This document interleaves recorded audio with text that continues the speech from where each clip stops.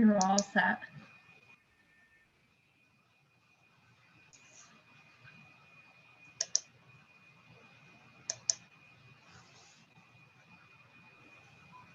Wonderful.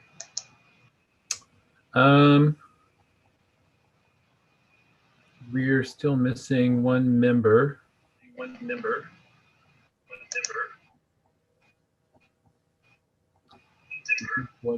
plus one echo. One member plus one echo.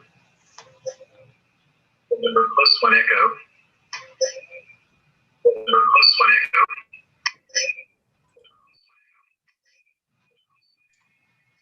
Brandy, do you have the YouTube open on your computer? The what open? YouTube, the live streaming on YouTube. It says recording and live on YouTube. Do you have it open in another browser? You mean YouTube? Yeah. Because that's what happens to me when I have it open. It will echo just like that.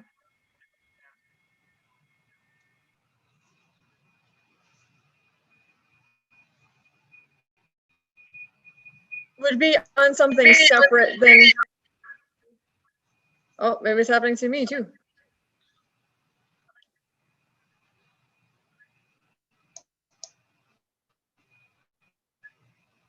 It would be on like your regular browser, Rennie, not on like the Zoom call.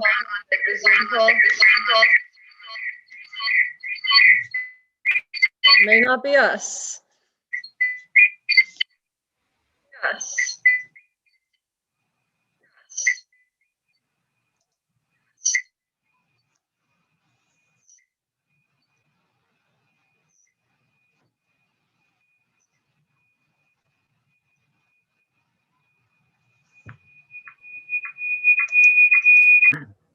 I do not have YouTube open. Actually, it just stopped and I muted Steve Shabbat. So maybe it was his computer. Aha! All right. Wonders of the modern world. Patrick, you're with us because of your paperwork, right?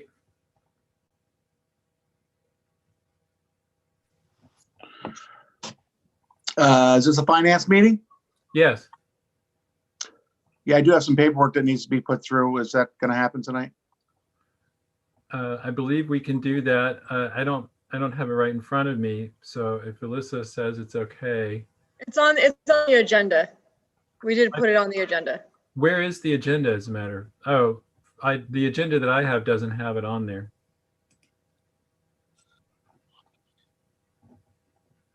Should be on the website. There's 3 items and I sent them to you in an email today.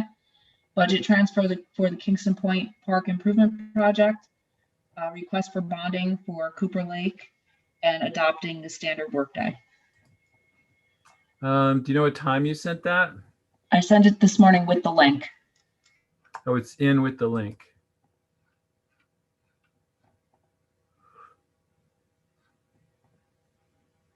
I see the list of 3 things, but I don't see the paperwork for the 3rd item, adopting the standard workday for elected officials. Not on the agenda on the website. It's the same. It's the same one that we've done. This was passed several months ago. It was kicked back because Patrick's calendar did not have stop times on his meeting, so he had to correct that, and this is now being resubmitted. So nothing has changed. Okay. Rennie, it should be in with the 2 items she sent at 9:59. Elisa sent at 9:59 a.m. this morning. Attached, please find the proposed resolutions. So they're in that whole total thing. Okay. Is a resolution 71. Oh, I see, with the whole list of resolutions. Yes. Okay. Not actually resolution 71 is something else, another resolution that's in there. All right. Thank you. Yeah. In that case, let's see. Patrick, do you want to stay around and be Michelle Hirsch?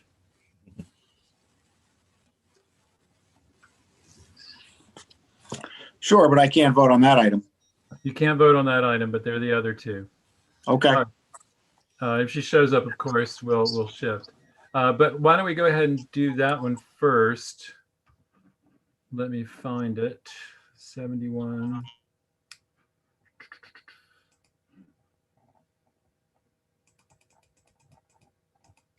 It's actually resolution number 92. 92, Rennie, 92. 192. Nope, 92. Just 92. Okay. Does anybody have a page number where that is? It's the last resolution, so it's the second to last page. Okay, great.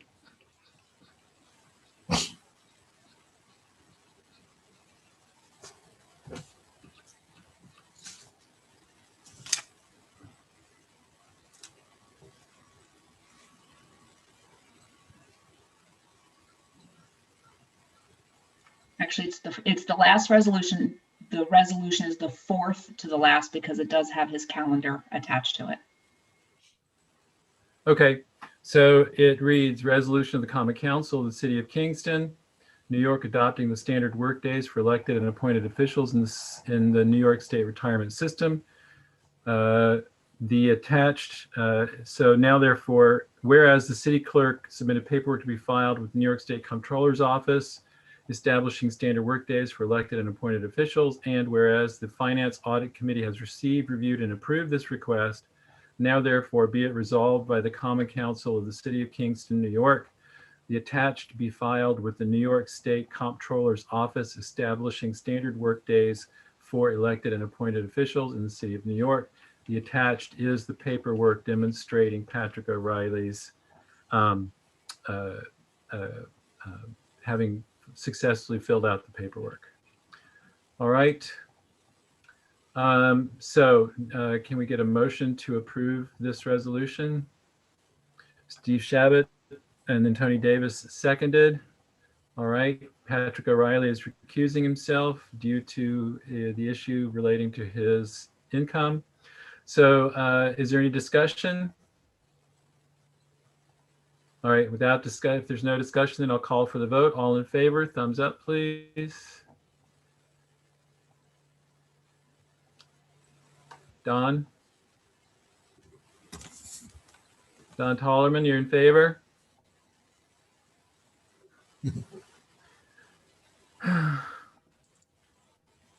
Don? Hold on.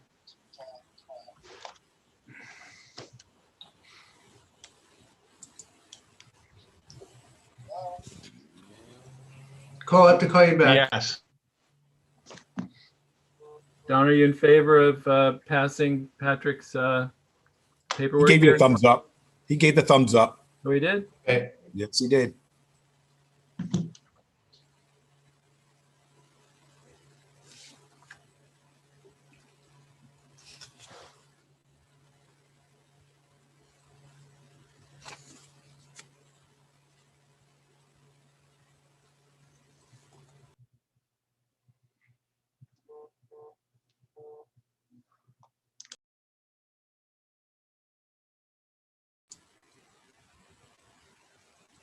Rennie, you're muted. All right, so the next item is from Mayor Noble requesting us to move money from the Recreation Trust Fund over to the fund to pay for work at the capital projects account to pay for work at Kingston Point Park. Mayor Noble, can you tell us about this briefly? Sure. Thank you all very much for your time tonight. Back in 2017, the Common Council issued our basically a spending in the first instance, which is the first part of every capital project. At that time, the City of Kingston moved forward with allocating $300,000 in state grant funds to build a new parking lot and soccer field at Kingston Point Beach. We've now gone through design, engineering, permitting, bidding, and we are now ready to construct the new soccer field and parking lot this summer for Kingston Point Beach, and the Hudson River Brickyard Trail and the softball fields. All, it's right in that location. And back in 2017, as part of the authorizing resolution, it indicated that there'd be a $300,000 grant and a $100,000 match from the city using their Recreation Trust Fund or Recreation Reserve. And at that point in time, we did not get an authorizing resolution to use the funds from the Rec Reserve, because we generally need to get that within the year that we're spending the funds from the Rec Reserve. And so we are now ready to spend those funds, and we are prepared to award the bid. And so what I need from the council tonight, if possible, would be to move forward with allocating that $100,000 from the Rec Reserve, which is our 25% match to this grant. It's a 75-25, so the state pays 75% and the city contributes 25% to be able to get this project done for our city. And so that's my request tonight. There are funds in the Recreation Rec Reserve for this. So I think we're, from our end, ready to get going with this project. There's no financial impact for this, right? Correct. Yeah. Okay. Tony Davis? I'm not sure if I had that resolution then. I have Resolution 71 of 2021. Is requesting $67,288.08. So do I not looking at the right one? So it says for the Kingston Point Park Playground bet.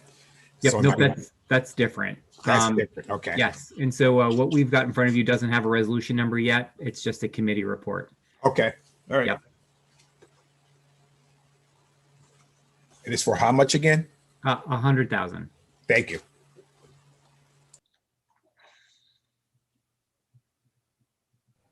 Don Tollerman? Hey, Steve, this is nothing to do with the money, just curious. When, if it's approved tonight, when would construction begin and finish? And also, is the soccer field a junior size or is it a full-size soccer field? Yes. So a bid will be awarded, most likely later this week or later sometime next week. Construction is expected to be finished by the end of September, and it will be a youth side soccer field. Other questions for the mayor? Steve Shabbat? Not a question, just a comment. We certainly need the parking down there. And I'm really hopeful with everything that's going on there, that the new trails and everything, that they're going to be jam-packed. But yeah.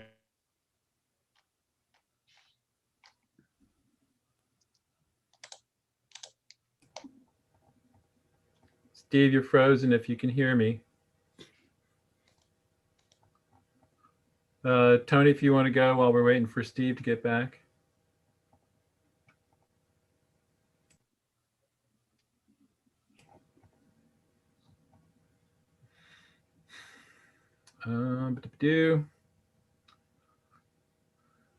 Steve looks good and frozen.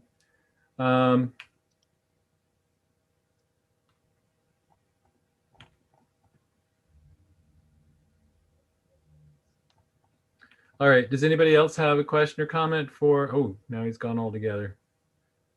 We've still got 4 members, so I would say let's go ahead and do this. Can we get a motion to consider? Tony Davis, second from Patrick O'Reilly.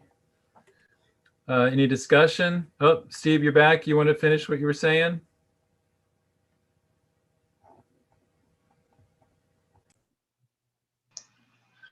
Well, I was saying, I was just saying we really need the parking down here. I don't know how much I don't know if you caught any of my speech, but I'm saying we really need the parking with everything going on down there, the new trail, things going on.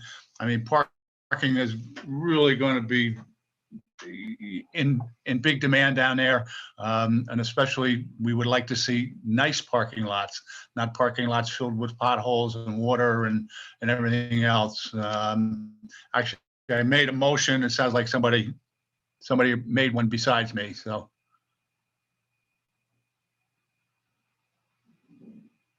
Any discussion?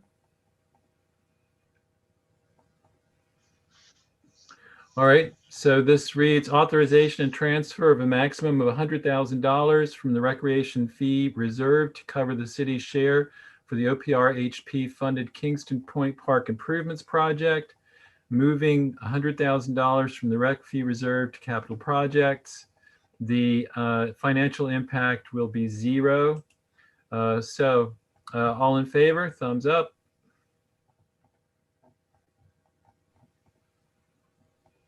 All opposed?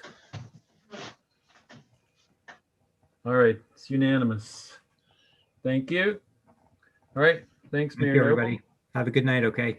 The next is a request from the Water Department in the person of Judy Hanson to increase the bonding there, which comes out of the Water Department coffers, not from the City of Kingston directly. So just want to clarify that we're not talking about the City of Kingston borrowing here per se. Hi, Judy, if you'll tell us what's happening.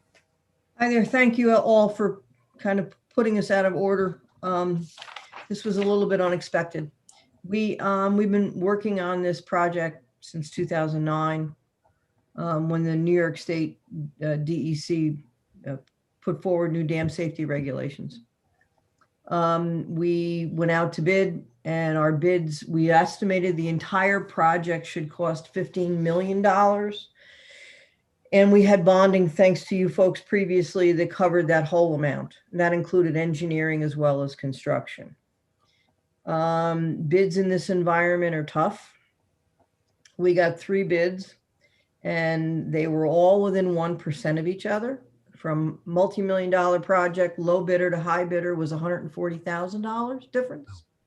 So they're very tight. So normally when you get bids that are that high above the engineer's estimate of probable construction, you rebid the project. In this case, that's probably not warranted because that is likely the price.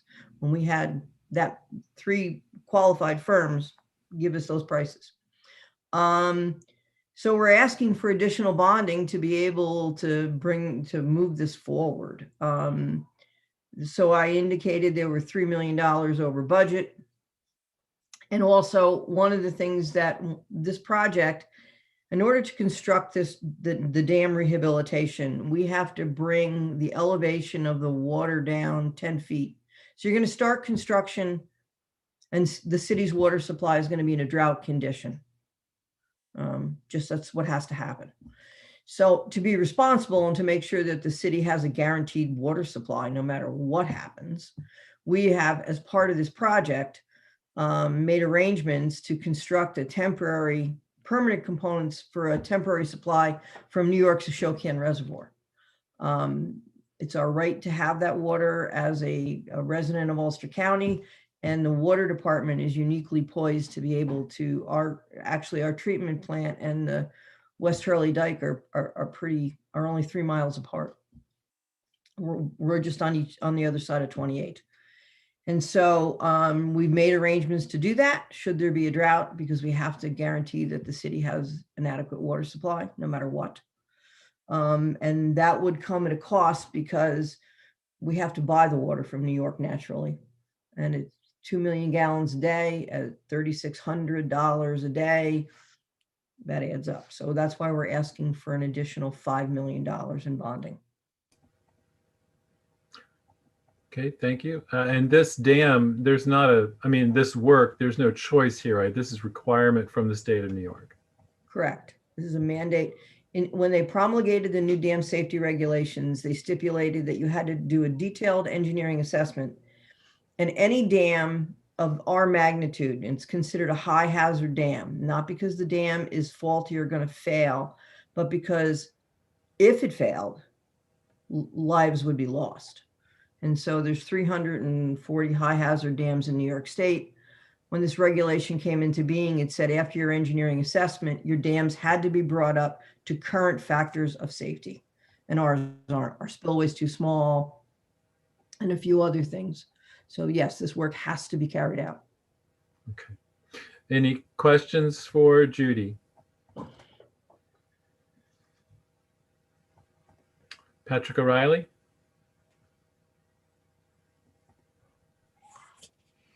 Hi, Judy. Patrick O'Reilly. How are you? Good, good. How you doing? This is important work you're doing, and you know, we all appreciate it here in the city of Kingston. And you know, it's you know, it's a burden for us, but we have to do it for our future generations, and that's just the facts.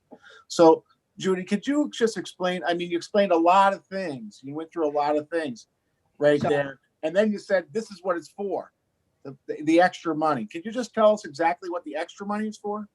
The extra money is to cover the cost of construction, which the bids came in $3 million more than we had anticipated. So 3 million of the 5 is for that. And the balance of the 2 would be for purchasing water in the event of a drought from New York City. So we may not need to use that extra 2. We absolutely may not need to use that. And that's my hope.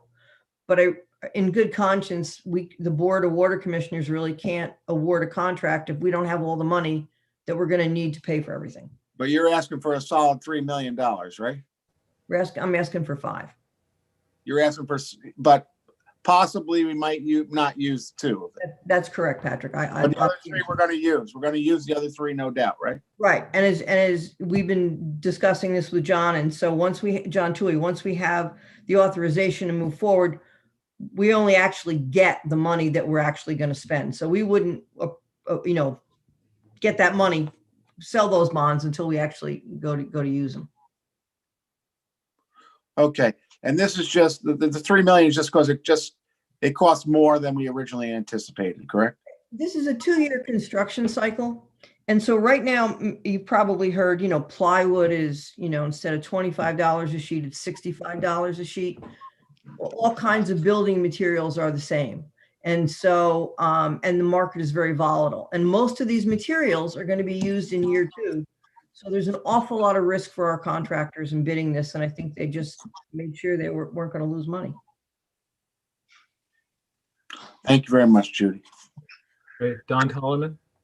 Hi, Judy. Why can't we just bond for 3 million and then if drought conditions happen, bond for the extra 2? Why do we have to do it all? Why do we have There wouldn't, the time factor. To go through normal channels, it's a 2-month process to get authorization from the council for bonding.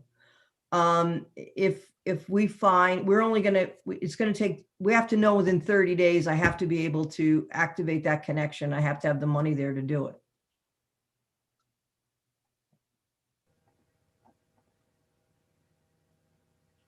Okay. Any other questions?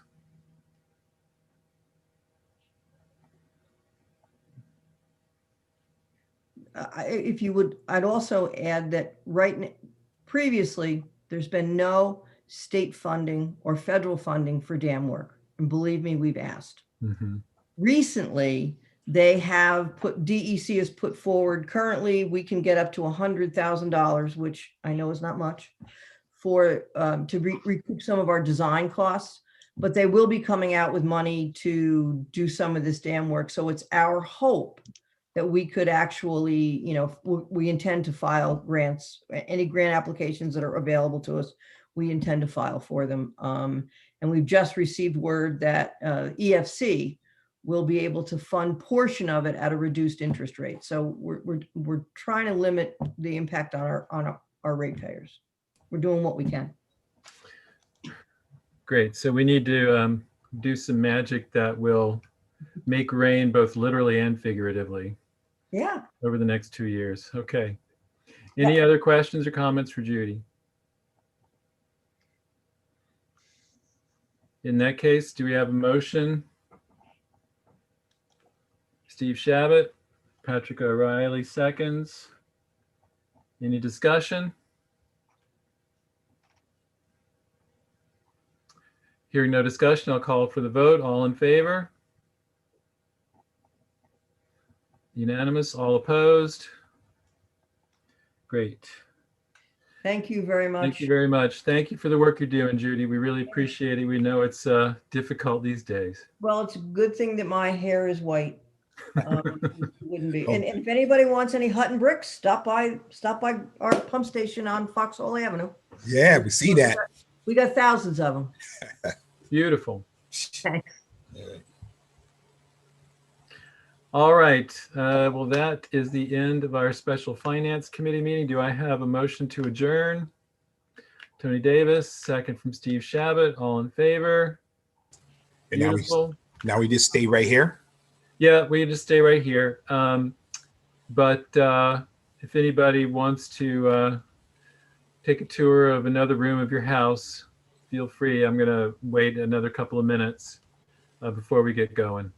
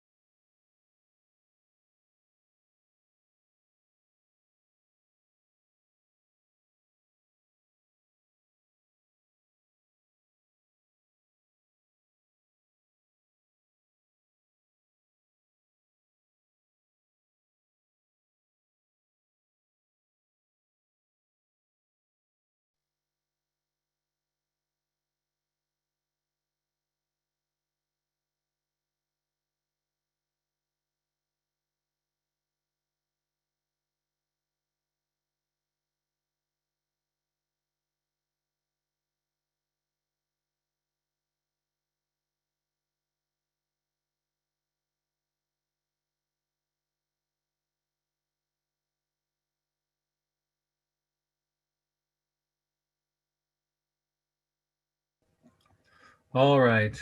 Welcome, everyone. Welcome to the Common Council preamble.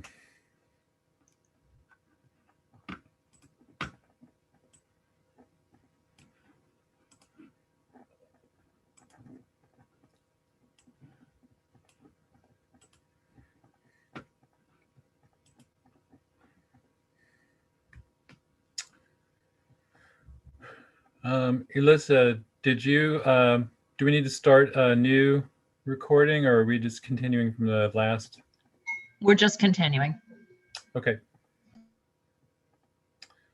All right. We'll wait for Tony and Doug and Don, unless they're here. There's Tony. Don.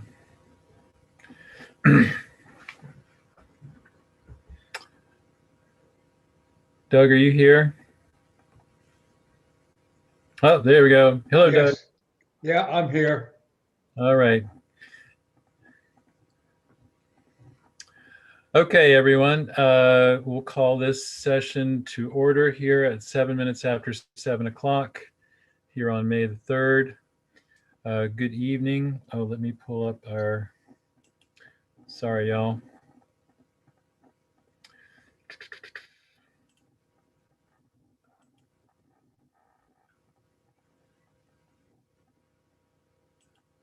My computer is acting very slow tonight. I apologize for this.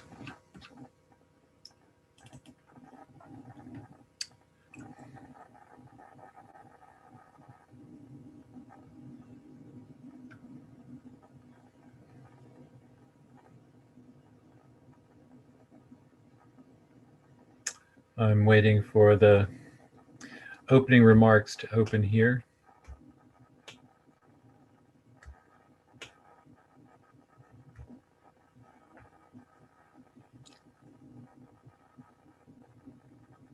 There we go. Good evening. Thank you for joining the City of Kingston's Common Council at our caucus meeting. Today is May the 3rd, 2021. Before we begin, we would like to go over a few guidelines to help us navigate this system as efficiently and respectfully as possible.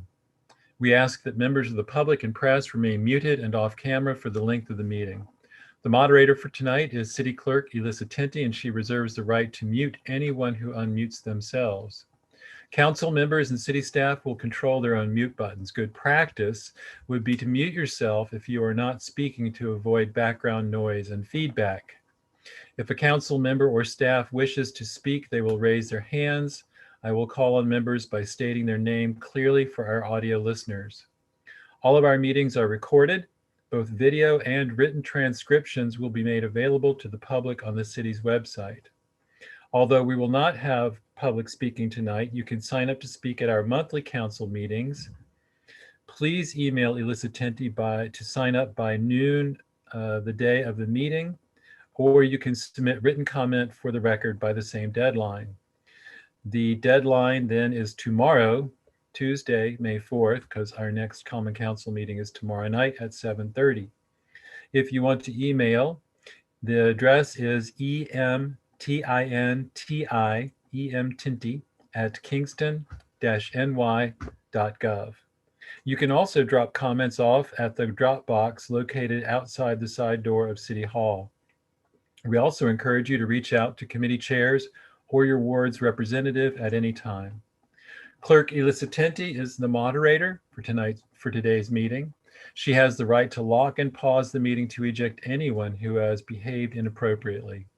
Lastly, at tonight's meeting, we have in attendance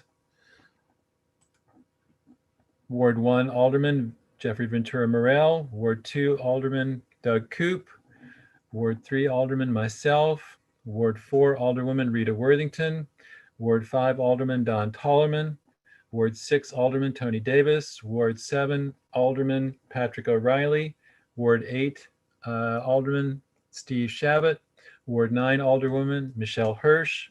We also have from the city staff, as noted, Elissa Tinty. We have Corporation Counsel Kevin Bryant and Dan Gartenstein. And we also have the president of the Common Council, Andrea Schott, with us. With that said, we say thank you for your patience during these difficult times. And on behalf of the Common Council, I wish you and your family good health. I now call this meeting to order again at 7:11 p.m. All right. Good evening, everyone. Sorry for the delays here. First item of business is Resolution 69 of the Common Council, requesting a transfer in the police department budget in the amount of $375,000 to cover the expense of fixed mounted license plate readers. The cost of $225,000 of this is going to be covered by a New York State grant. This, as we discussed, is an important expanded tool for the police department to use because they need to track folks who come into Kingston to engage in illegal activities. So everybody good with this one? Anybody have questions, comments, concerns here?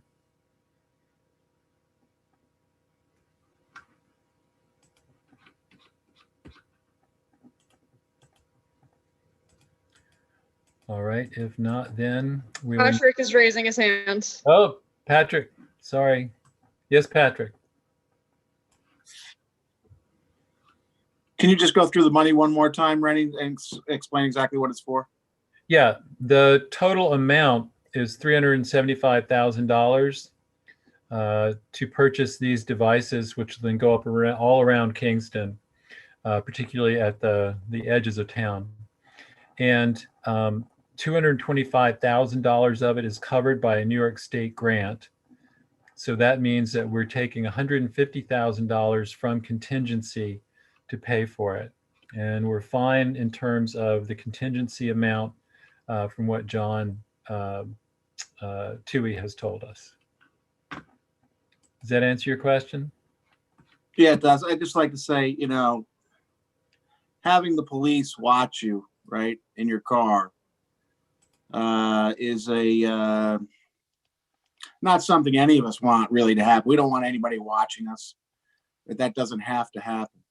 I think, with the violent crimes and the guns that have done the damage to our community, that's the only reason that I can even imagine that this would be something we would vote for, I mean, if we didn't have the violence, we didn't have the gun violence in our town, I don't think we would be adopting this. I don't think we would. I know I wouldn't. But at this stage in the game, I think it's probably we're looking for any tool we can to fight this, this scary situation of guns being used in our hometown. So I'll be a yes vote. Great, thank you. And I just want to note one thing. This does not allow the police to watch people in their cars. It only captures license plate numbers. So there should not be any fear of any persons in Kingston that the police will be watching who's in their car with them, who's driving their car. This is a way to track license plates, not people. Just want to clarify that. Rita Worthington. Now, thank you, Rennie, but it's still, we're still being watched at some level. Yes. Rita Worthington. Thank you. I'm just a little confused. Didn't this come up in one of our previous meetings where Chief Tinty actually came in and asked for this, and this passed already? And so why are we getting this again? Is this something different? No, it's the same thing. It didn't get passed. It didn't get the action didn't go through last year, so it's rolled over to this year. Oh.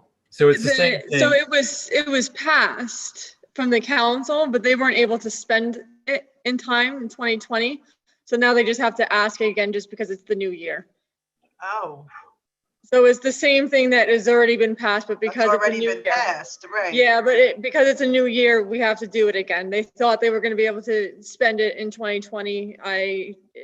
Don't remember why Chief Tinty said it wasn't able to happen. I mean, it was in December of last year, so they just kind of ran out of time.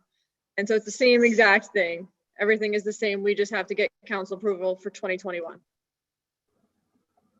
Right, but those of us that were no votes at that time, we're actually re-voting for this again, right? Well, no, Yeah, you're voting on the money, not the program, if that makes sense. Okay, got you. Great. Okay. I'm sorry. Any other questions, comments on that one? Okay. We'll move to resolution 70. This is out of public safety. This is about no parking or standing at any time on North Street. Tony Davis, you want to remind us what this one's about? Tony Davis here. Yes, Chair.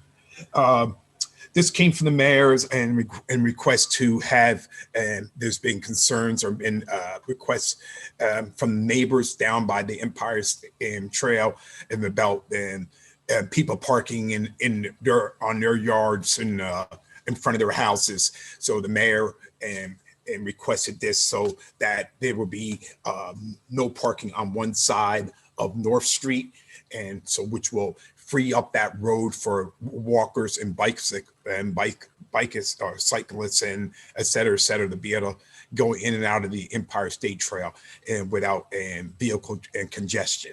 So that is all it's requesting. And so he had been doing it for 30 days, but now this resolution will put that, and he won't have to the mayor won't have to request it every 30 days. Now this will be put in permanently in place. Steve Shabbat. Yeah, thank you. Just a couple things down there. I mean, certainly that street is so narrow, we definitely need to limit the parking. However, that being said, if for those of you who have not been down to the trail, there really is not a lot of adequate parking. That's why people are on the street. At some point, we really want this to be a successful venture. We're really going to have to address, the parking issue. I know we had discussed it when we were, when this first came up about the rail trail. I know I brought it up, probably other people did too, about the need for parking. We talked about the point. And I know the Hunt and Brickyard people at that time said they would grant access across their property from a parking lot at the point. So I'm, hoping some of the money we just okayed at finance for new parking over there is going to be accessible to the Empire State Trail. I think there's going to be a ton of people down there. We really want to keep them here. I don't want to see them going out to the town of Ulster to park because they're going to stay out there. I'm in Kingston here, seeing what Kingston's all about. So at some point, we're really going to have to address the parking. This is a measure really had to happen. We can't have people parking on a street down there.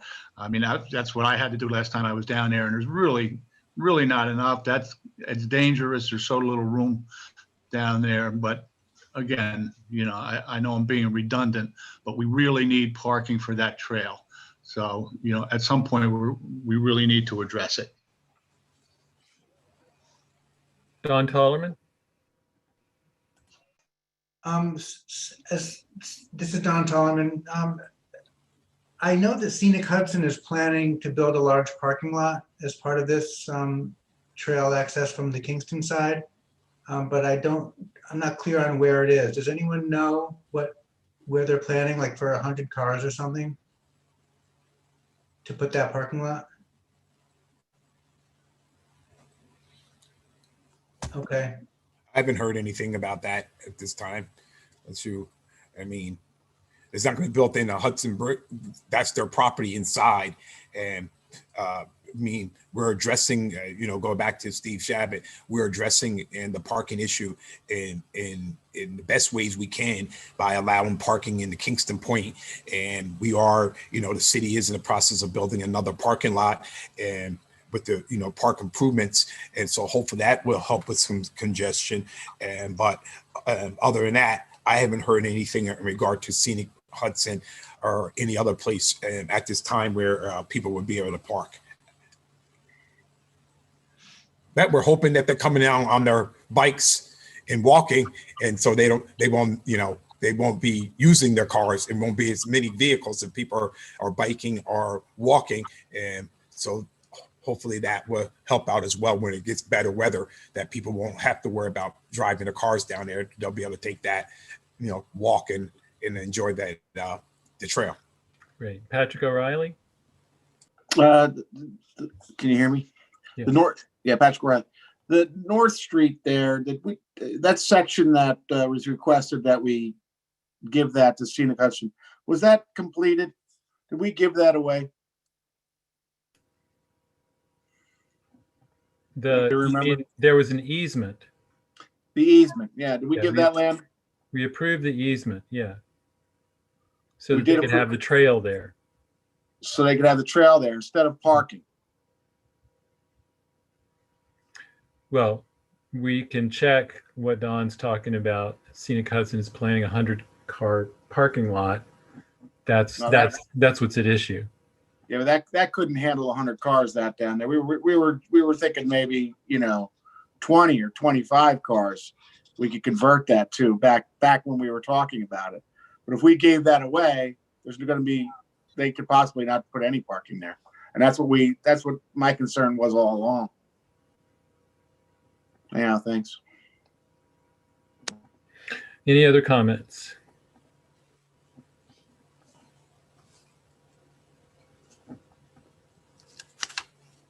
Oh, Patrick? I really hope they do put that parking in, because, the people of the city of Kingston gave them, basically all the land they had left to build on. And the fact that Scenic Hudson didn't give us any real access to the property.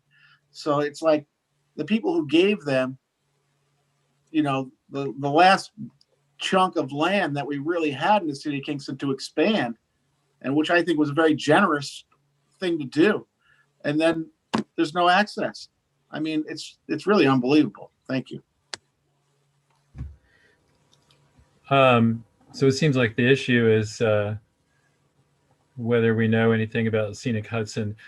Would anybody have a moment tomorrow to try to check into that? Andrea Schott? Yeah, I'll reach out. Thank you. All right, then are we okay with this otherwise? I think the issue really is, we understand that there's a problem in terms of parking and trying to make sure we've got adequate parking at our end, but I don't think people can be parking along North Street. That's what the committee decided, right, Tony? That is correct. Okay. And, you got residents down there, and people are parking out in front of their houses, and et cetera, et cetera. It's going to make it very difficult for them to be able to find parking. And so, and then the other side is the North Street side, which was the old former St. Mary's Hall, I believe. And so, they can't get access to that because that's private property. That's not city property. Mm-hmm. Which side of the street is the parking? No parking on, Tony? No parking is going to be on, and I'm not sure if it's north or west, but it's going to be on the side of the St. Mary's Hall down there. It's going to be on that side, where again, that's their property where most people are parking in front of their, if they did have something, and they would have been blocking the entrance and exits of that property, and which was what people were doing at this time. And so, I know there's a couple homes on that side, isn't there, Tony?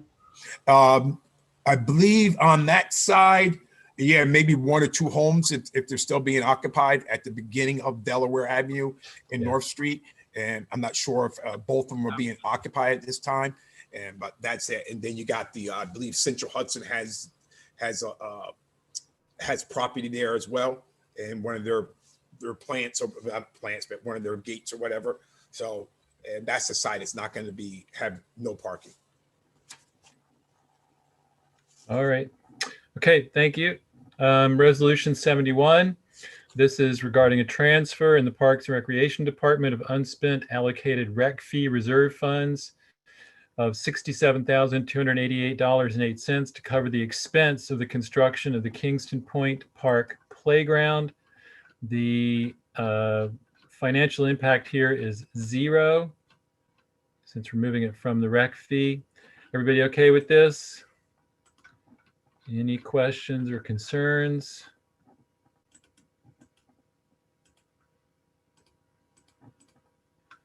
All right, then resolution 72. This is requesting a transfer in the grants management department in the amount of $35,000 to cover the expense of a traffic safety campaign consultant. The idea here, we talked about this in finance, is to create a campaign like numerous other cities have to work with folks, especially as we start introducing more bike lanes, more bike capacity in the city of Kingston, so that we can ensure safety on our complete streets. Everybody okay with this one? Any comments, questions? Andrea Schott?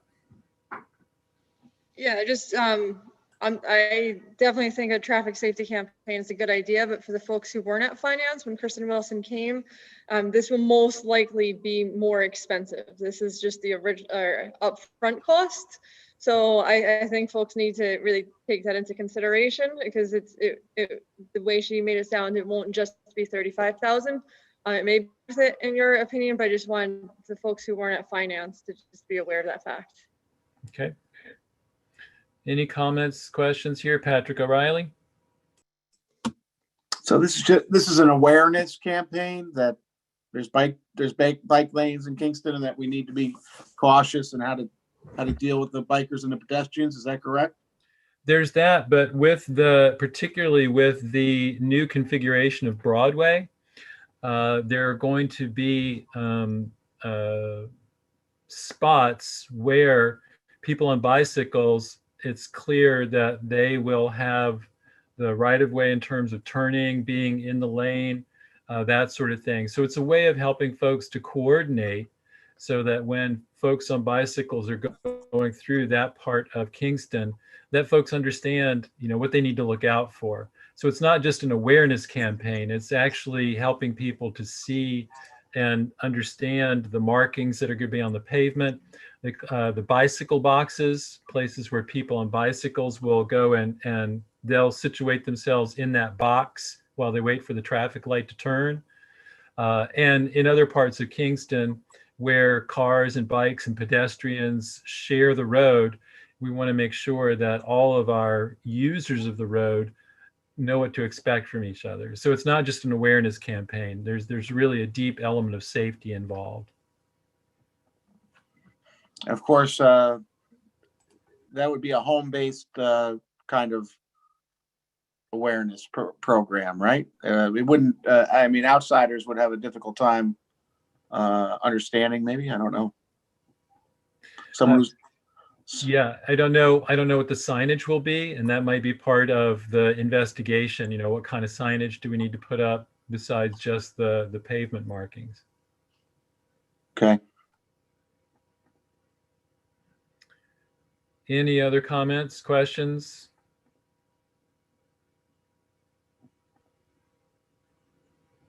Tony Davis? Yes, at finance, I did raise the question about,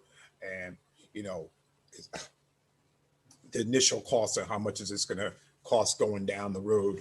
And I do think, we need to educate and somehow the public about this new configuration, and might be something that we could think about. Can we do this in the house and get more signage up and just saying about this?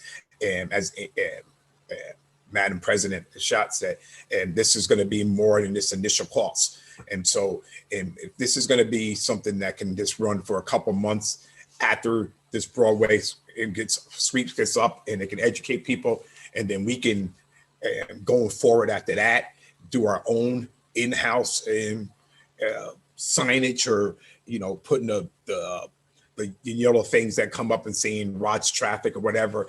If we can utilize what we have here as equipment, and not this can be in continued more expense and more expense, I think that's, in my opinion, the best way to go. All So right. Rennie, where's the money coming from? Contingency. So this is actually coming out of our pocketbooks here. So it's 35,000, and then we think we're gonna maybe like double, triple that number, 100 and some odd $1,000 for to understand this, how to get down the street. Well, the first steps are to design the signage, design the campaign, the Ulster County bus system, UCAT, they said that they would be putting signs on the sides of their buses for free. But you have to have those designed, and we don't have the capacity in-house to design the campaign or design the specific elements. I guess I'm having a hard time visualizing what this would be for, thousands and thousands of dollars. Signs on the sides of buses. I don't. How's that going to educate our population to how to get down Broadway? Well, that's part of what has to be. That's what Kristen is talking about: developing a campaign so that you're thinking through what is it that has to be presented, what is it that we need to help folks understand, and what's the best way to get that information to them. So there could be flyers mailed to everybody in Kingston. There could be TV spots, radio. And we're going to hire a consultant to do that for us? Right, yes. A traffic safety consultant? Yeah, many cities have done this kind of a program. If you want, maybe call Kristen Wilson tomorrow and she can give you the presentation, let you see some of the things that she was talking about. Yeah. Okay. Thank you. Don Tollerman. Hi, this is Don. This is hard for me to really appreciate until I think about, what happened in Greenkill Avenue last year, the tragic death of a citizen. And what happened over there, who knows what really happened, but part of what was done is a completely different traffic pattern was put in with those parking spaces, not along the curb, but in the middle of the road. And it's a new pattern that people weren't used to. I don't know if that had any cause of the accident. I don't really have any opinion on that. I have no idea. But I'm just saying that it's a new traffic pattern that we're going to be introducing onto Broadway. And so to educate people that there's going to be a new traffic pattern really will help people's awareness of safety. As far as the cost goes, I'm a marketing person in my profession, and $35,000 is really just enough to get us started. I think that we should, once it's launched and the ads are created and everything's in place, then we probably could do it in-house, because then it's going to be just repeating things, or but to create all that stuff, it has to be very specific to our city. We can't use existing things from Albany. They did it, I think, and that's not a big number for marketing, because remember, a lot of this is social media and getting the word out there, and you've got to have someone that really puts focus, time, and energy on this. So while it's not an obvious need to everybody, I think it is important to help. It even helps cover us if something, God forbid, were to happen. We can say, hey, look, we did our best to let everybody know about the new traffic pattern. So it's also, a smart move on the legal front. Steve Shabbat. Yeah, thank you. During our discussions about this program, I did ask Kristen if this could possibly help us getting some grants in the future. And I believe, Kristen sounded kind of positive that this would be a nice thing to put on our resume when we're applying. It seemed like there might be grant opportunities for safety and, related items. And, to have us on board, with a safety program, she seemed to think would be a real positive. So I guess we could kind of think of it as an investment in our future, and besides an investment in the safety of our residents too. I'm thinking with the cost of that project, I mean, the tremendous cost of that project and the re-engineering of Broadway, you would think that the engineers, I mean, if they're good, would have all this figured out.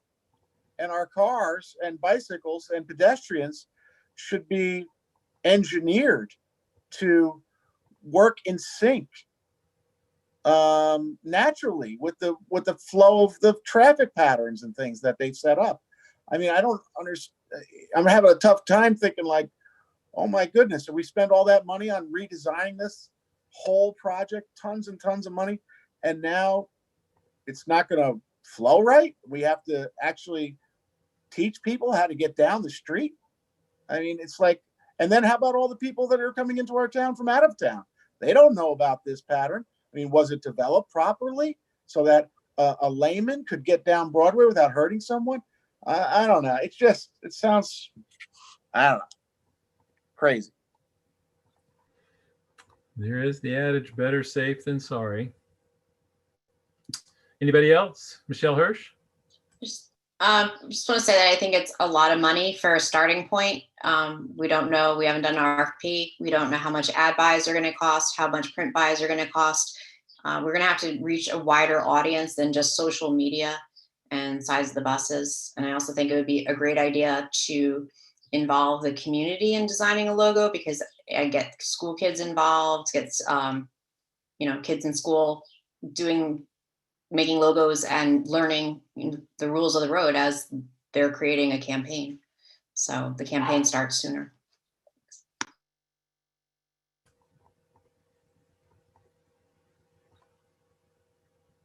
Mm-hmm. Any other comments? Any other comments or questions? All right. If anybody's going to be a no vote, a hard no vote on this, if you'd let me know before for the Common Council meeting tomorrow night, so I can be prepared, I'd appreciate it. If that's that on that one, then we'll move on to, sorry, got ahead of myself here. This is number 73, resolution 73. This is authorizing the mayor to expend funds from the Anti-Displacement Learning Network grant from Enterprise Community Partners to implement the anti-displacement strategies that they've discussed in the city of Kingston. This is moving money from the grant to its place in the budget where it can be used. So the financial impact is 0. Questions, comments? Everybody okay with this? Anybody concerned about it?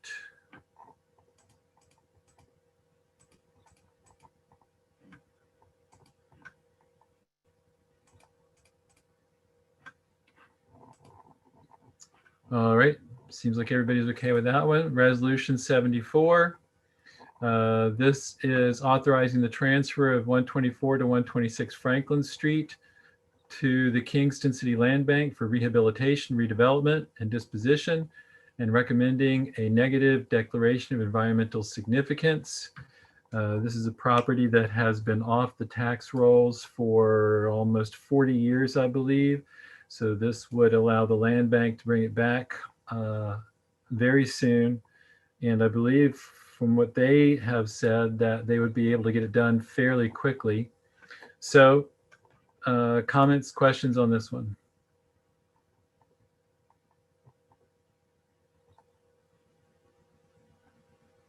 Any comments or questions? Patrick O'Reilly? Is this the property where they were going to dump like $700,000 into this home and make it an office building? I think 700,000 is a little high, but yes, this was proposed at the very beginning of the land bank process to be refurbished and transformed into the offices for the Department of Economic Development, and that project did not go forward. So now the house is sitting there again, and the idea is to get it back on the tax rolls.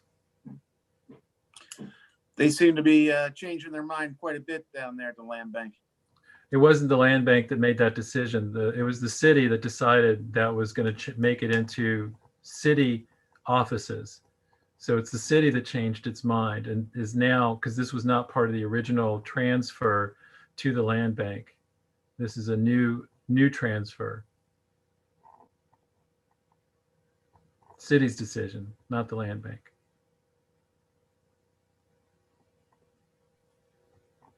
The city's decision.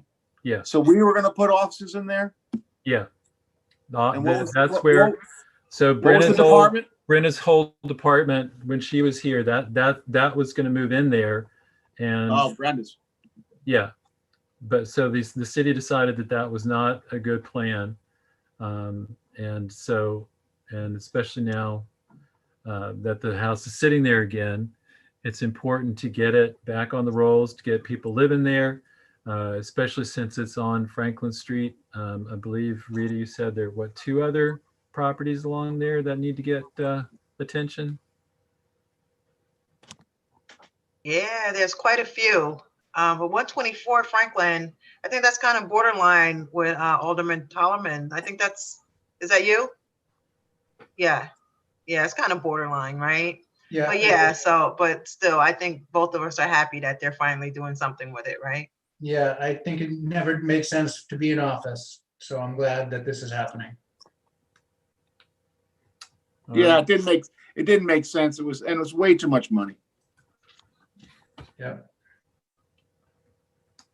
And because of the transfer, the land bank will pay all the back taxes, pay to the city $19,398.71. How much is that property was worth? Do we know? Have we had it assessed at all? What's the value of that property today? Because I know the value of those properties are going up, only up. So what do we know what the value of that property is? We're giving away for the tax dollars. We're not giving it away. We're getting reimbursed $20,000. So we're giving that building away for $20,000. How much is the building worth? Has it been assessed? I don't know. So it could be worth $200,000, and we're letting it go for 20. We don't know. We're transferring it to the land bank so that it can be redeveloped, renovated, and turned into housing that a first-time home buyer can buy. Rita Worthington? I mean, it seems to me that, the house has been sitting there for more than 40 years. Seems to me that the city has lost a lot of money already. And the fact that they now want to do something with it, it's not just going to be sitting there anymore. I think that if our plan was to sell it or to have some bidders come in on it, why didn't we do that before? Why did we wait decades before we took any action?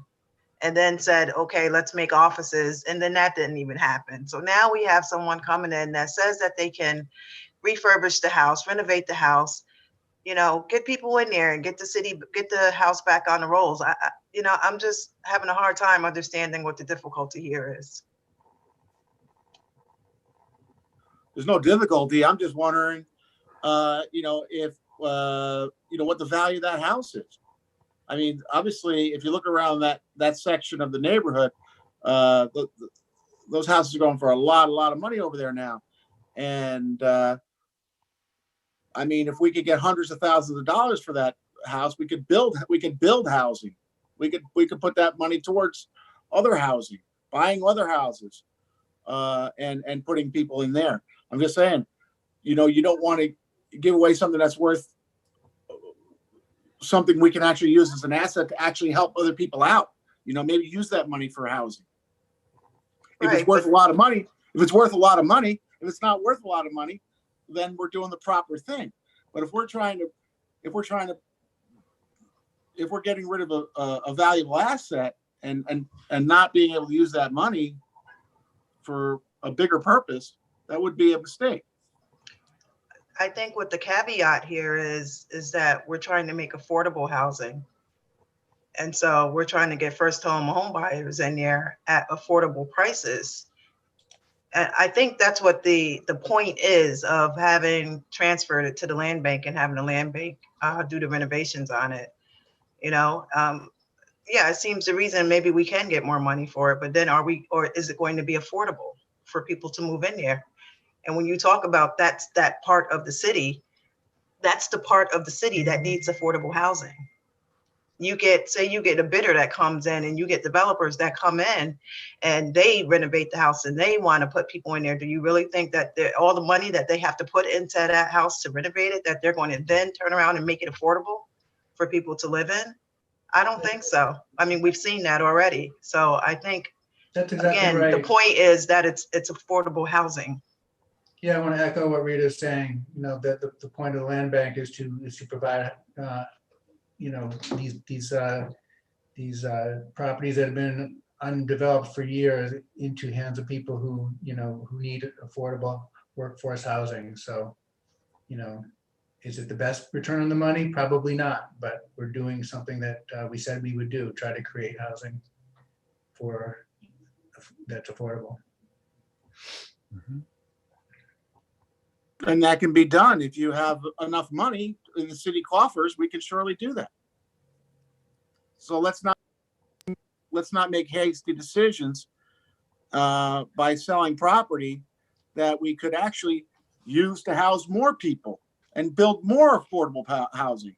So, you know, you always have to think about that. I mean, where's the greater good going to be done? If we can house 5 people, you know, 5 families, or we can house 1 family. I mean, what do you want to get done here? You know? Are you talking about building an apartment building on that piece of property? Not zoned? No, Rennie. No, Rennie. I'm talking about finding out the value of the house, and we should find the value of all these homes out so that we can truly assess whether it's a, you know, financially and socially responsible to give that building to another entity to develop, when it could be maybe sold. The money could be put back into the tax coffers, and then we could build low-income housing, maybe more units. Maybe we can help out more people with that money. So if we're not helping out people, if we're not helping out the most people, are we doing the most good? That's what all I'm saying. Why don't we know the value of that house? Why does no one know the value of that house? Yeah, the city. Go ahead, Andrea. If you wanted to speak first, Randy, that's fine. Just, No, go ahead. I think also sending a message to the community is important here. And if we essentially buy that house for whatever the value is, because we all know the housing stock is ridiculous right now. And then we flip, and whoever buys that house and flips that house in the community, I think that shows a really bad sign for the community that's there on Franklin Street and around Franklin Street. You know, and then we have that extra money, but is the guarantee that we would then be building it? I think this is a guarantee that could get people housed sooner than later. And I think that's more important, to get people housed. Yeah, 'Cause we're in a crisis. and the land bank has the process for doing the renovations. If the city were trying to do this, we'd have to pay for the renovations ourselves.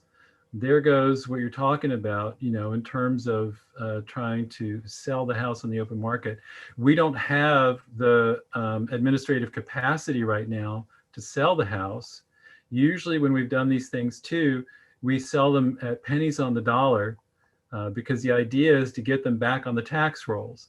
When you follow the land bank process, you have a group that can create quality renovation adequately market the house, and then do it with RUPCO so that you bring in a first-time home buyer, a lower income buyer, and they've got protections that they put in place, because as the president of the Land Bank has told us numerous times, defaults in this process are quite rare. They're extremely rare.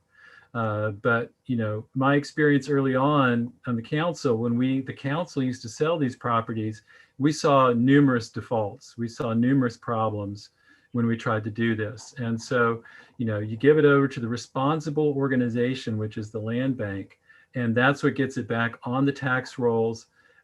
And that's also, you know, a way to really work with the community so that we demonstrate our commitment to affordable housing to young, hardworking families who otherwise cannot afford to purchase a house. I understand all that. But we also have to be not only socially responsible, what Andrea's talking about and Randy's talking about. We also have to be fiscally responsible. And so that's the bottom line, really. So we have to, that's a balancing act. And are we being fiscally responsible, not even knowing the value of this house before we give it away? That's not fiscally responsible. That's being lazy. We're not giving it away. We're getting money in return. Michelle Hirsch. Yeah, I just want to say that, you know, the land bank still hasn't housed anyone. And so I'm still not in favor of transferring over another house. So, thank you. I think there's alternate ways that we can set the parameters and get people living there much more quickly. Any other comments?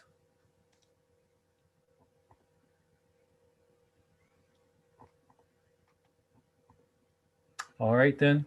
We'll move on to item number 75, resolution of the Common Council authorizing the implementation of the updated amended investment policy for the city of Kingston. This is an administrative action asked of us by John Toohey.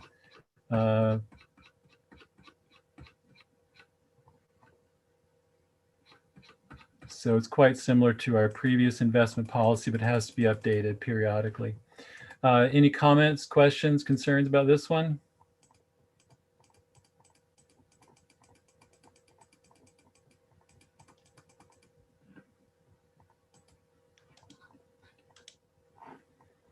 Hearing none, we'll move on to resolution 76. Requesting a transfer from contingency in the amount of $30,000 to cover the city's share of funding the Lights On initiative. This is a new program developed between the county and the city to create sports activities for young folks on Friday nights to run through the summer, to give them a place to go, thing to do that creates a much better sense of community and provides great activities for our younger folks. Any questions, comments on this one?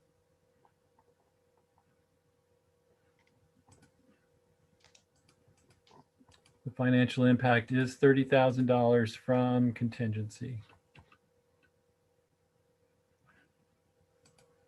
Patrick O'Reilly. Who's going to be running the program? Do we know? It's run by the county. The county's going to run it through Yeah. the health, through the health department or something? I don't know. Let's see. 10 programs, lesser programs. It's in partnership with the school district. Oh, yeah? Yeah. And Harambe also will work with the county and the city to create forms for families to fill out.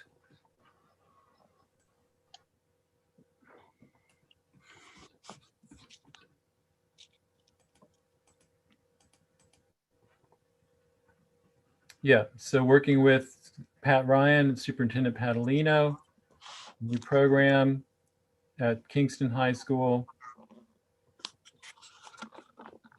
Right. So this is our financial support for the program. It sounds like a great idea.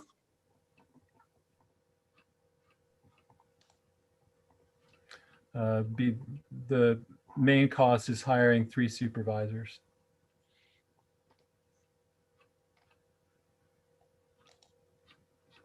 All right, any other comments, questions, queries? All right, then, Resolution 77. This is a transfer from contingency in the amount of $20,000 to fund anti-gun violence prevention. This is supporting the SNUGS program.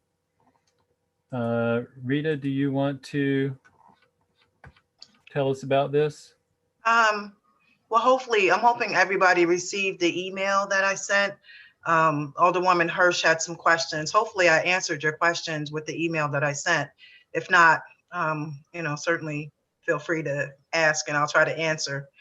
But the SNUG program is a program that is designed to curb the gun violence that's happening in our city right now through, you know, kind of treating this gun violence as a disease, and getting to the root cause of why, you know, people use guns or why people use guns irresponsibly. And so we've asked for some startup funds of $20,000 to help with the program. They will come in. It's going to cover trainings. It's also going to cover a staff person, and it's all in partnership with the Samadhi recovery, the drug recovery program. And so their direct partnership is kind of getting people on the ground, you know, foot, and then to the streets, and preventing this before it happens. And so since we've been having, you know, such a horrible time with gun violence in our city, you know, I thought that this would be a good investment for us. You know, we have people that's coming in that wants to help us, and we certainly should be the first to invest in it for someone that wants to come in and help us. So that's what this is. The program is called SNUG, S-N-U-G. Great. Michelle Hirsch? Michelle Hirsch here. I would like nothing more than the actual DCJS program to come into Kingston. And this wouldn't be that. So I just don't think it's the responsible thing to do right now until they have the oversight and the training and the fidelity to care for an evidence-based program. If we're not having the real program, it's not an evidence-based program. So I'm not following what you're saying, because the DCJS would be doing the training and would have oversight of the program? Not until we're fully funded at like $300,000. Well, okay, I understand. You know, I don't want to say, you know, I've sat in so many of these meetings where we've, you know, talked about 30 minutes to 45 minutes talking about a bike, putting a bike rack over at George Washington School, and, you know, council members talking about how safe it would be, unsafe it would be. Do we want to put it there? You know, 45 minutes up to an hour. We're talking about $35,000 for a traffic study because we want our residents to be safe. And then we have gun violence. You know, I just shake my head sometimes. Why this isn't as important as some of those other things. Forgive the emotion. I shake my head. My comments. I think it's highly important, and I think it should be done. And I wish that we had full funding to do the actual program. My concern is that people could get hurt putting in a program that doesn't have the proper oversight and the proper training. So okay, I follow, Michelle. Honestly, I do follow. You know, but we just finished talking about a traffic study for $35,000, where we know that's not going to be the cost of it. We know it's going to cost more money to do that. We know it. No one has to tell us that. But yet, we talk about we have to do this because this is going to make our citizens safe. And so, to me, if this comparison doesn't make sense, people are getting killed. Children are being killed, you know, but yet we worry about bike paths and traffic studies and things of that nature. Forgive me, I'm naive when it comes to that. Forgive me, that's not as important to me as stopping gun violence in our city. But I follow you. These are just my comments. I'm emotional and it's personal to me. I know these people that have been killed. And so it is personal. And so forgive me when I think that we compare apples to oranges all the time in these meetings. No, Rita, I just want us to have the real program with the real training and the real oversight. That's all. Because I care enough that I actually want the real thing. My day job is being accredited by the New York State Office of Mental Health. I have a lot of oversight, a lot of training. And right now what is being proposed is not the real snug program run by DCJS. So I just am concerned that we're putting a Band-Aid on something that is really, really serious and could end up causing more harm. Well, it may be a Band-Aid, but right now we have nothing. The wound is open and it's bleeding profusely. And so maybe we should, step out on faith a little bit and see if this is going to work. I mean, it's 20 grand. But I feel you. I understand. I understand. Don't think that it's nothing personal. This is just this thing is personal to me. That's all. I think instead of a Band-Aid, what we're talking about here is a step forward.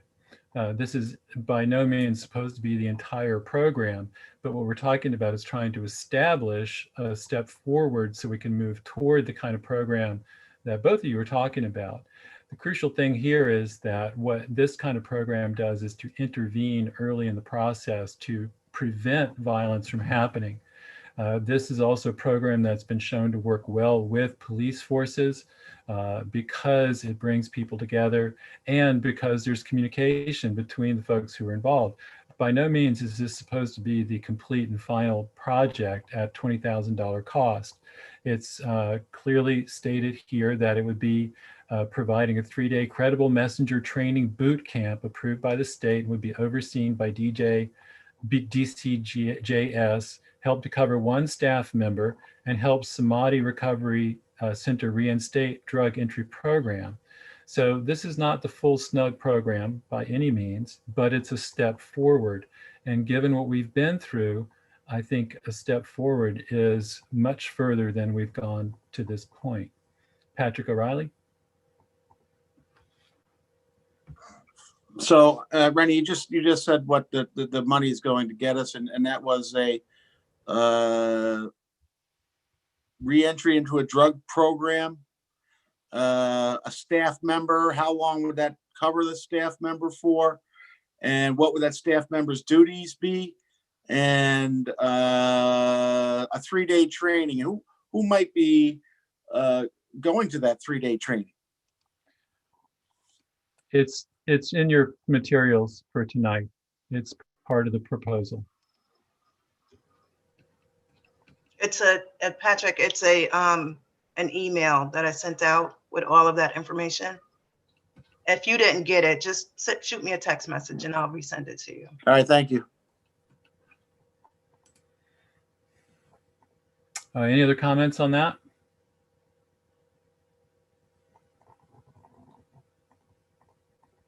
All right, then we'll move on. Next item, Resolution 78, resolution of the Common Council adopting a bond ordinance, $725,000 for the construction of the Elmendorf Street Bridge for repair or replacement, and authorizing the mayor to execute the contract.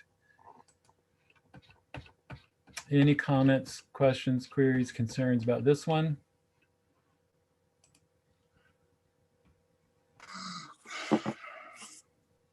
Patrick O'Reilly? No, okay. Anything on this one? All right, financial impact, $725,000.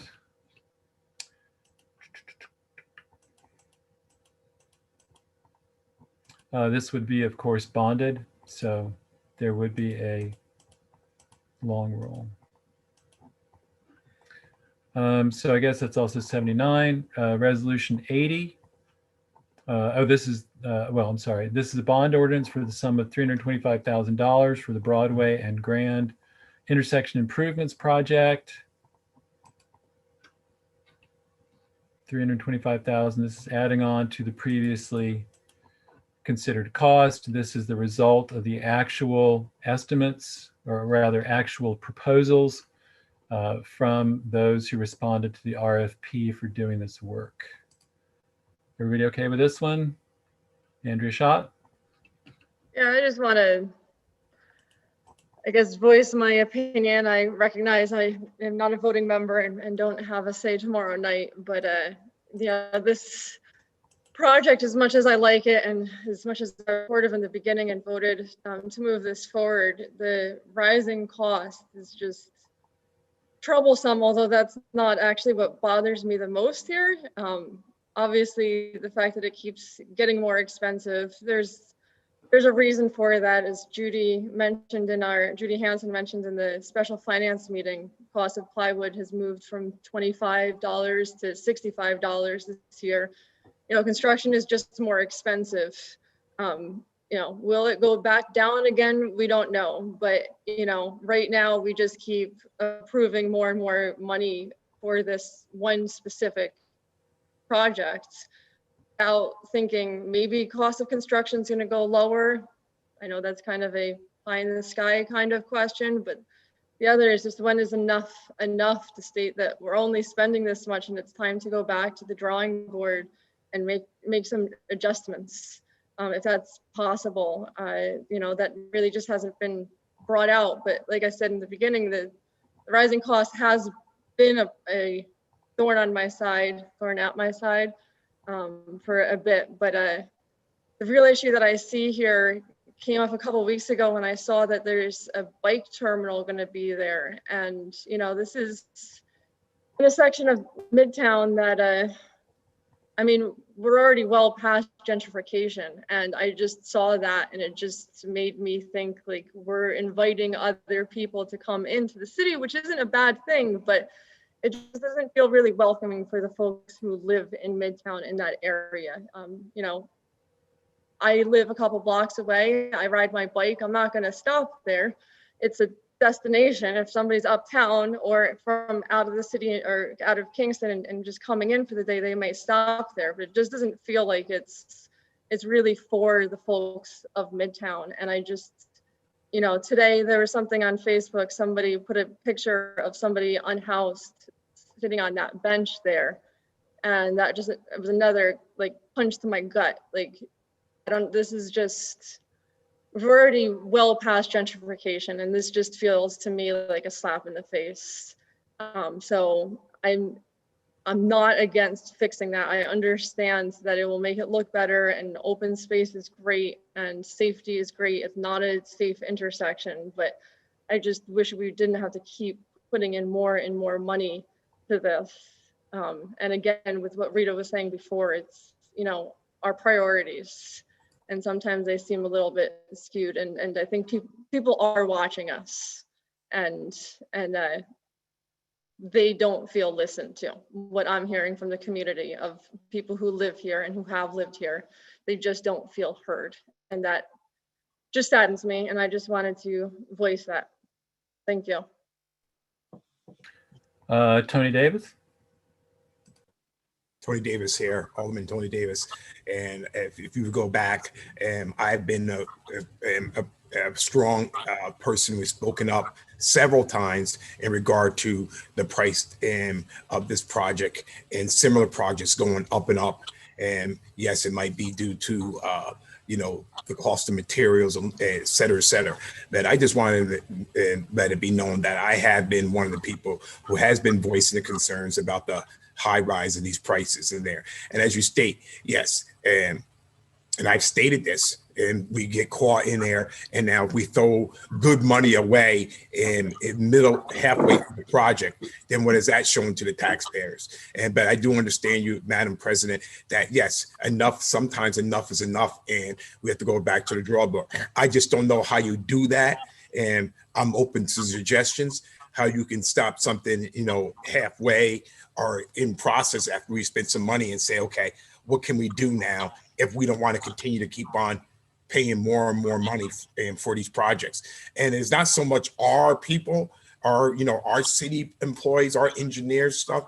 I think sometimes we're held hostage with the contractors, and they're like, boom, oh well, the price is going up. What are you gonna do? And leave it as it is now, and then that's it, or you're going to pay the money to keep on going forward. And I've stated this in many projects and around that we've had through the city of Kingston, and from the Pike plan all the way down to the intersection of the old Planet Wings or whatever it's called here. And so I just wanted to make sure that was known. Thank you. Other comments? Patrick O'Reilly. When this was first proposed, I don't remember any bike terminal being there, and I must have missed that memo. Andrea, what's this bike terminal thing? What's it look like, or how big is it, or where's it going to be? I just read it, and I'd have to go back and find where I read it, and if I do, I'll send it. I mean, that seems like a change in plans to me. Yeah, I've not heard anything. Are you talking about turning the street into this, or turning one of the resulting pieces of open property into a bike terminal? Yeah, I'll go back and try and find the red. Okay. Yeah, because that would be a change in the plans for me, and I would have to reconsider. Jeffrey? Ventura Morel? Thank you, Randy. Tony raised a good point just now. He said, the project is already underway. And my question is, why is the project underway? I mean, I think they cut the trees already before we even approved the money. So, why has the project already started before we approved the money? That's another question I would have. Are you talking about the trees on Pine Grove? The one, and they just replanted the trees at the Planet Wings property were also cut down a couple months ago. Well, there's been money for we approved money a long time ago for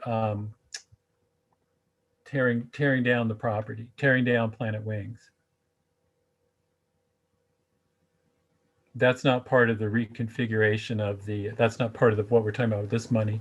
This money is due to the engineer, gave us an estimate for what he thought it would cost to reconfigure the intersection with the traffic light. And then when he got the actual bids back, the lowest one was, $300,000 above what he had estimated. So, it's hard for him to estimate these things. And as we've noted, there's been inflation in the cost of materials, but there's also the question of, the engineer doesn't want to give a really high estimate for something, because then the bidders are all going to go with that higher estimate, So a way of keeping them honest is to try to come in with the lowest estimate he can. But then the problem is that, we see that number, and that's where our mind gets fixed. Tony Davis. Yes, Tony Davis here. And I have stated that as well on record, as well with the city engineer in discussion, and that do we as a city have to show what our estimates is? I feel that we should not even be putting our estimates in there. We should give the specs and say, what is your bid? And without saying what the Common Council has approved, et cetera, because then it gives, the contractors, and again, I'm not blaming everything on the contractors, but it gives them something to say, oh, well, this is what the Common Council has approved. I'm going to come near that. I'm going to come over it. And so that is something that needs to be sat down and talked to. And I don't know how that works again. And if that's a question to be answered by corporate counsel, that's a question to be answered by a comptroller. Do we have to show our hand, if you want to say? Do we have to put on there what we've approved? Right? We should be able to just say, bang, this is the specs. What is your price? And I don't know if I'm just my opinion. I think we would come in with things a little bit better, and it wouldn't be then have to come back to the common council and ask for, extraordinary extra amounts of money, and after we've already approved it at certain bit things. So, I think that's an I excellent. had brought those things up. That's an excellent suggestion.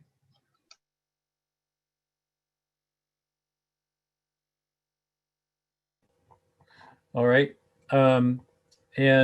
President Schott, if you'll remind us, this because this is increasing the amount of the bond, it would require the supermajority, right? Have to have 6 votes in favor. Yes. Okay. All right. So here's another one. If you are definitely decided that you're going to vote against this, I'd appreciate you letting me know before Common Council meeting tomorrow night, so we can plan accordingly. Anything else on that one? Okay. Resolution 82.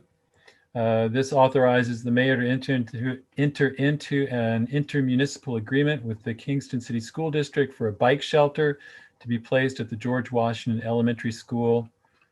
Everybody okay with this one? Any comments, concerns?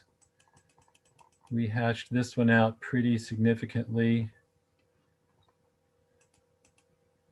I believe it was at Laws and Rules. Isn't that right, Jeffrey? Yes. You want to tell us about it? Yeah, we discussed this extensively at Laws and Rules with Kristen Wilson. This is as part of the Safe Routes to School, Henry Street Safe Routes to School program. This is an agreement that the school board has already signed on to. So this is just the city's part in it, but the school has already looked into all the issues that were brought up, and they signed the agreement on their part. All right. Any questions, comments, concerns?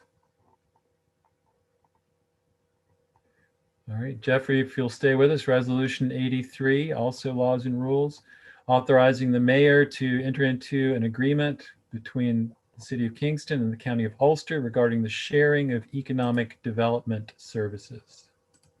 Yes, so this is to share economic development services and delivery of several grants, including the DRI, several services related to the DRI grant. So the county already has the resources, they already collect the data, and so we wouldn't be doubling up on doing what the county already has available.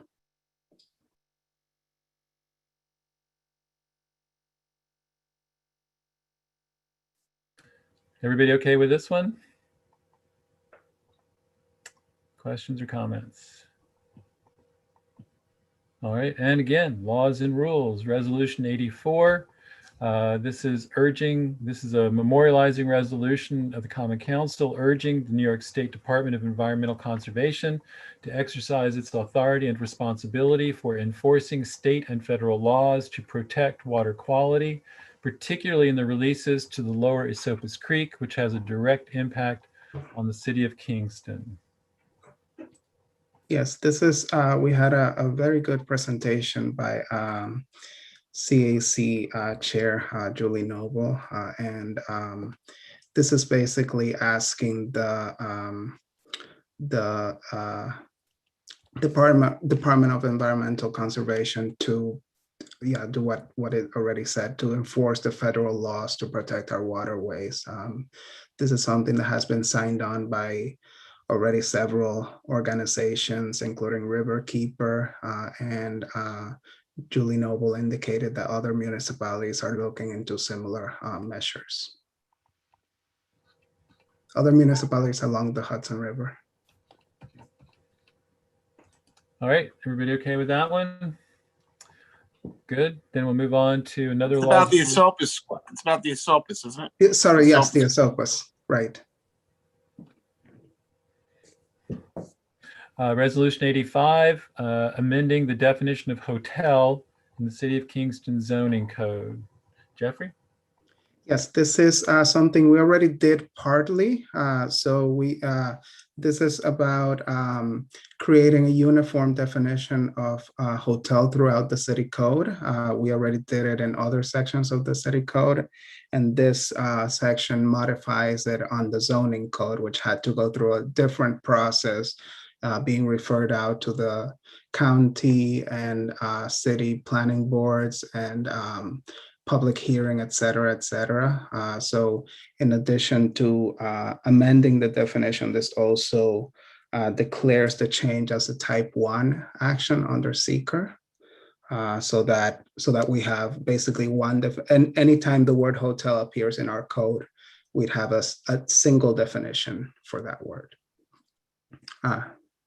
Dan has something to add. Yeah, Jeffrey, and we spoke earlier in the week. Actually, you already declared this a type 2 action accurately during the last resolution. It is not a type 1 action. Type 2, sorry, yes.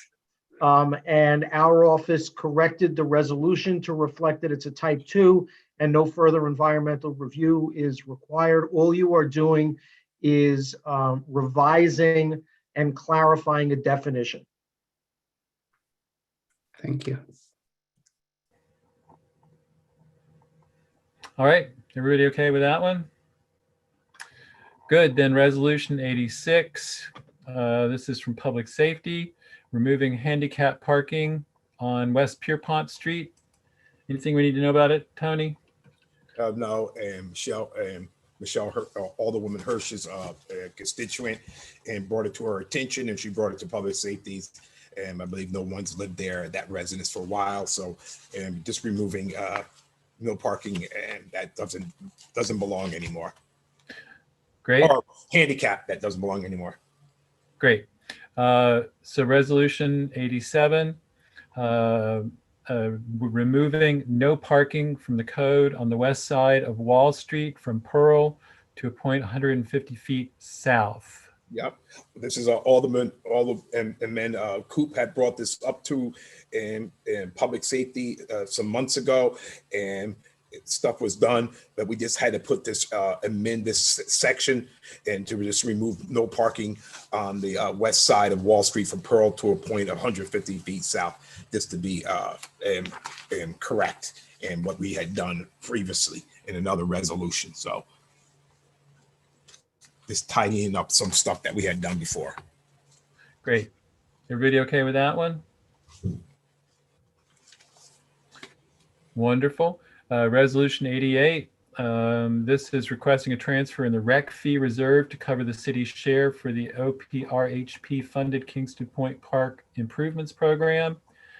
The money comes out of the rec fee reserve and goes to capital projects. So there's no financial impact. This is what we just discussed in the Finance Special Committee meeting. So does anybody else have any comments or concerns about this one?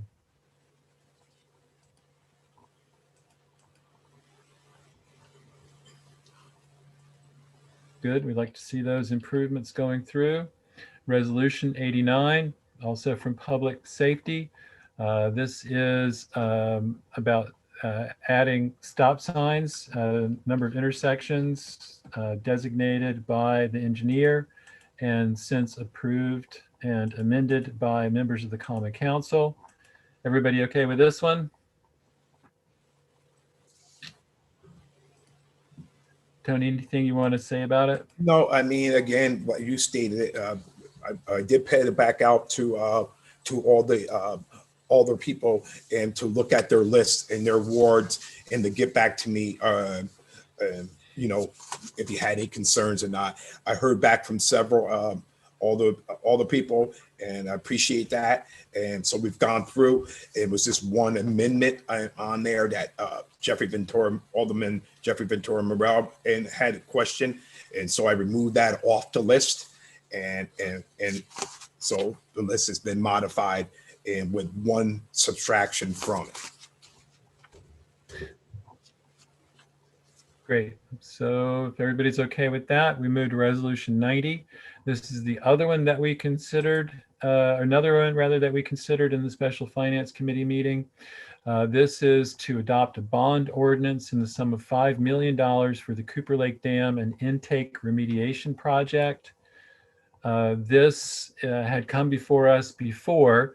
The water department needs to engage in significant renovation of the Cooper Lake Dam, but as part of that also has to do a whole vast amount of work to ensure that if there is a drought situation, that we will be able to get water from the Ashokan Reservoir. So the bids came in much higher than expected. So that's $3 million. Plus an extra $2 million in case there is a drought. We would have to not just route the water from the Ashokan Reservoir, we'd also have to pay the city of New York for it. So if there is no drought in the next 2 years, that $2 million will not be needed. And it's possible too, if over the 2-year lifespan of this renovation project, if some of the construction costs go down in that time period, then some of that $3 million might not be spent. Another crucial thing to remember is that this bond is not coming out of the city of Kingston's finances. It is coming out of the water department's finances, and so is not part of the Kingston City budget per se. Steve Shabbat. Yeah, I think we should note also that Judy Hansen said this is work that has to be done. We don't have an option here. We have to do the work. I think it's kind of a bonus that we might not have to spend all this money. So that's the only saving grace here, but we are required to do this work. It's not like we're just, pulling projects out of thin air here.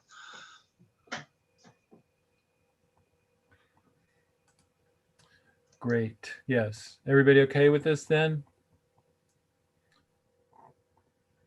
Yeah, this is mandated by the state of New York.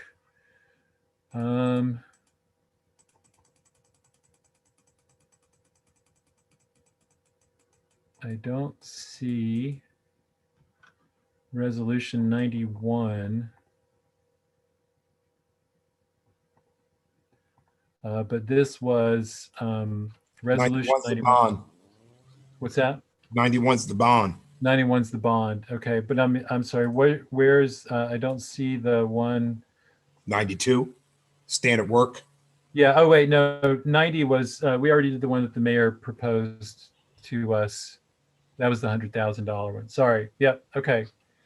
Right. So the last one here concerns Patrick O'Reilly's retirement, and since he will be stepping down from the Common Council, we want to make sure he's rolling in dough after that. So everybody okay with this? I have to think about it. Might want to get on the horn tomorrow there, Patrick. All right. If there are no more comments or questions, or is there anything anybody wants to bring up? Doug Coop. Yeah, I would like to, if I could, give a shout out to Emily Flynn's Live Well Kingston Committee, which I sit on as a guest, as the liaison. This committee is really doing a lot of things, and I just want to highlight some of the things they do. They got an excellent board of commissioners: Malia Dumont from Bard College, Troy Ellen Dixon, Stacy Kraft, Heidi Kirshner, Melinda Herzog, Suzanne Callahan. There's an air quality initiative going on with Dr. Eli Duker from Bard College. You probably don't know it, but sitting on top of the Andy Murphy building is an air sampling instrumentation that measures particulates and temperature inversions and rain, and even tells us what's going on in fireworks. It's something that Bard is doing up and down the river. We've had talks on wood smoke, wood fires, the worst black carbon there is. Healwell focus team under Teresa Widman to promote physical, mental, social well-being. We've had presentations, social media for goals, objectives, and strategies.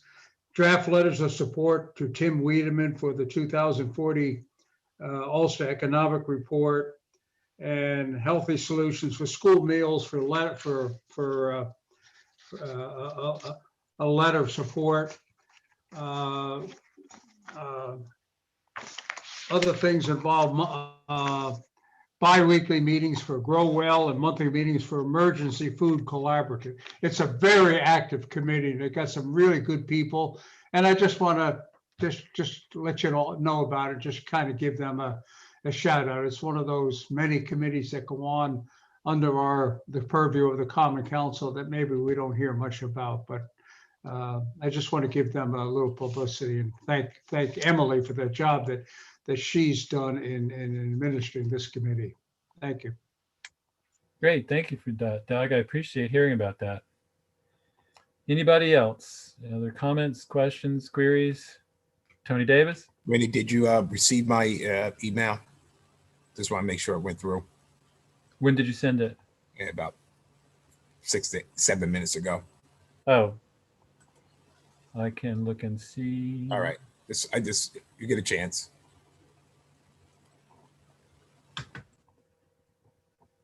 It doesn't seem to have come through yet.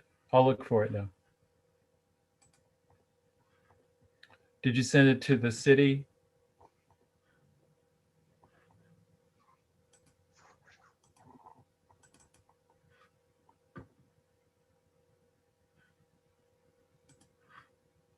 Send it to your Gmail. Oh, okay. I don't have that open. I'll look for it. If I didn't get it, I'll text you. All right. Anybody else? Any last comments, queries? Anybody been outside without a mask? It feels so strange. All right. In that case, motion to adjourn. Jeffrey, second from Steve. All in favor? All right, wonderful. We'll see everybody tomorrow night, 7:30. Take care. And we might be able to do this in person one day.